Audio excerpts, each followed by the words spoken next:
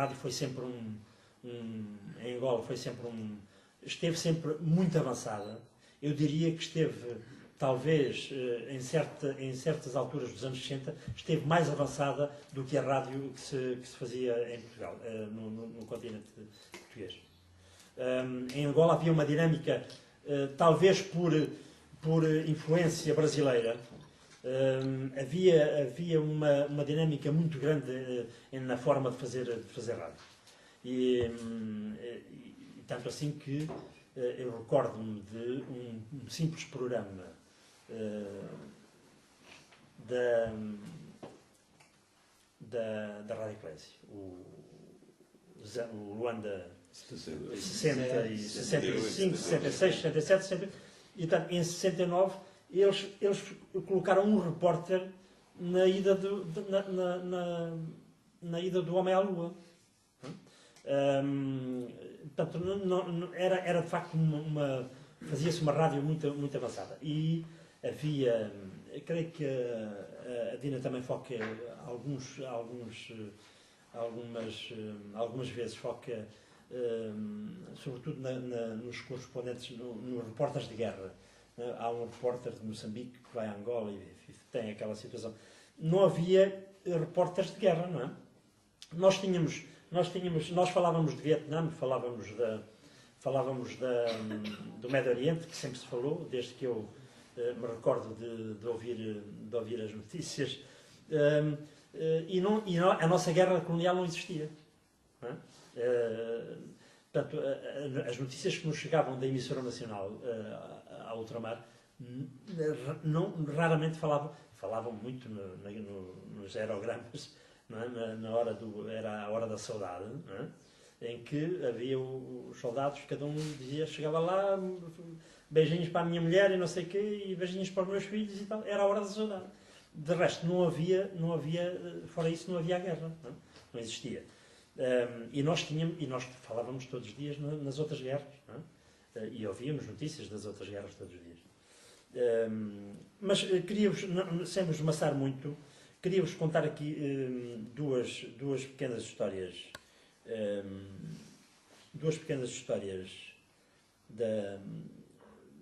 Da rádio. Uma tem a ver com o Adelino Gomes. O Adelino Gomes, a par do Alfredo Alvela e do Joaquim Furtado, enfim, do Matos Maia, de uma série de grandes nomes da rádio. Não estou aqui a minimizar a importância. As igrejas que teve uma importância enorme nesta problemática do combate político nos anos 50 e 60. O Igreja Esquerda foi muito penalizado pelo regime, não é? Com os companheiros da alegria, que era assim que se chamava, que ele ia espalhando, enfim, o teatro pelo país. Mas, curiosamente, o Adelino costuma contar uma história de uma reportagem que uma vez foi fazer a Portimão, e então, quando colocava aquelas questões polémicas, ou mais polémicas, ao Presidente da Câmara, para além, digamos, depois das reportagens do conhecimento da própria terra onde foram fazer a reportagem, foram entrevistar o Presidente da Câmara e colocar-lhe questões. E então, aquelas perguntas mais polémicas, o Presidente da Câmara fumava um cachimbo, curiosamente, e não sei se essa história conhece, e portanto, quando era para responder a essas questões, o microfone captava aquela baforada, aquele som da baforada dele, não é? E a expulsão do fumo, não é? do cachimbo, e portanto, e demorava sempre um certo tempo a responder à questão, e depois respondia evasivamente, ou até não respondia. E então, eles, quando chegaram a Lisboa, foram e não fizeram montagem daquela reportagem. Colocaram quase tudo na íntegra. E então apareciam aqueles silêncios enormes do senhor lá da Câmara de Portimão, não é? Que fumava o cachimbo e tal, e apareciam aqueles silêncios enormes. E isto teve um impacto muito grande, porque ele conta que, uns dias depois da reportagem ter sido transmitida, o senhor lá de Portimão lhe telefonou a dizer que tinha sido enfim, não terá dito que tinha sido um crime, mas teriam adulterado tudo aquilo que o homem tinha dito e tinha pensado e não sei o quê, porque não era nada daquilo. Mas o simples silêncio era importante. Esta é uma história do Adelino Gomes nos anos 60. E, portanto, para ver como é que as coisas se passavam em termos de rádio. Os silêncios eram importantes na rádio. E isto, muito pouca gente, ainda hoje são importantes. Nós hoje ficamos preocupadíssimos quando aquilo que nós chamamos uma branca, não é? Uma branca de 5 segundos é uma coisa, é uma eternidade, é uma coisa pavorosa na rádio.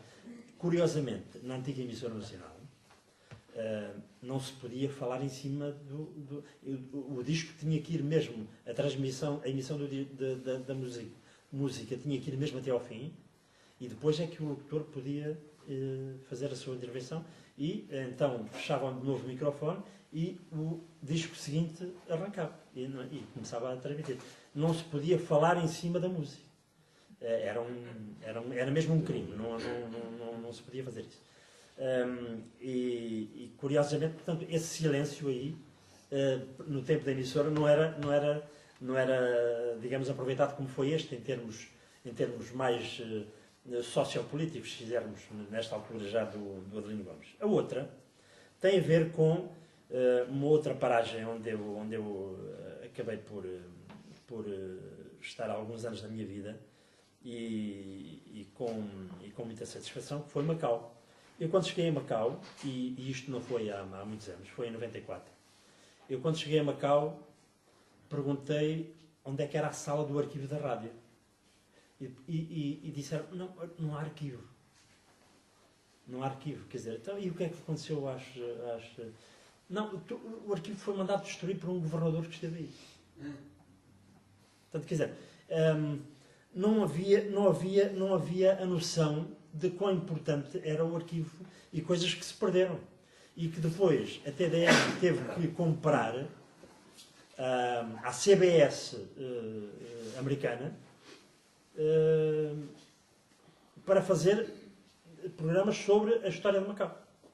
Portanto, mas a notícia, a história que eu queria tem a ver com o papel da rádio, não só nos anos 60, mas também nos anos 50, mas sobretudo nos anos 60, que era, já havia muito, depois sobretudo do Campeonato do Mundo de Futebol em 66, Portugal ganhou uma projeção enorme com o terceiro lugar.